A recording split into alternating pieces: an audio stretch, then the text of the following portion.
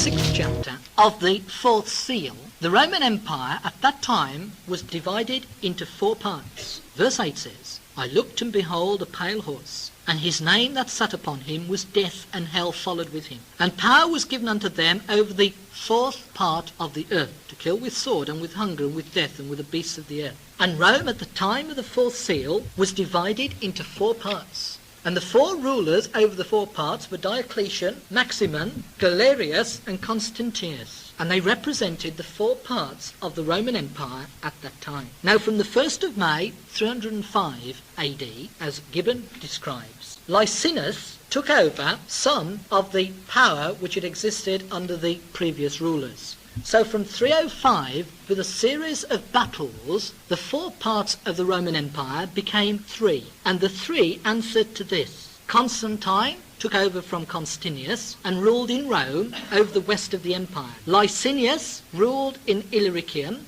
and Maximin ruled in the east. All these are in Gibbon if you want to read them. So we've got these 3 parts which came out of the 4 of the 4th seal. And that's why in verse 4 of chapter 12 we've only got a 3rd part mentioned, not a 4th part. Because after 305 there was only 3 parts to the Roman Empire: Constantine, Licinius, and Maximin. Now, one of the incredible facts was that 2 of these rulers, Constantine and Licinius, were linked together by one common bond. Not because they liked each other, not because they were related to each other, because they both tolerated the Christians. Maximin, who ruled in the east of the empire, hated the Christian and supported the pagans. And therefore his desire was to obviously overturn the other 2 co-rulers in order to re-establish paganism throughout the empire. And we've got Maximin, a 3rd part in the east,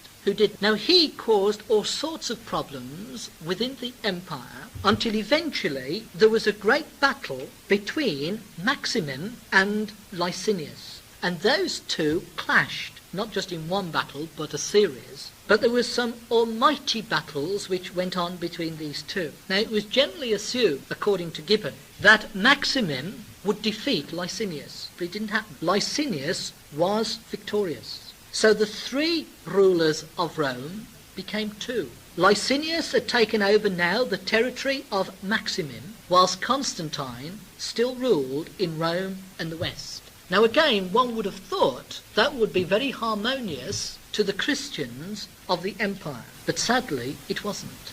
Because soon as he took over the territory of Maximin, Licinius changed his stance. And from being a supporter of the Christian cause, he now became a hater of it, and became a worse tyrant to the Christians than Maximin had ever done before.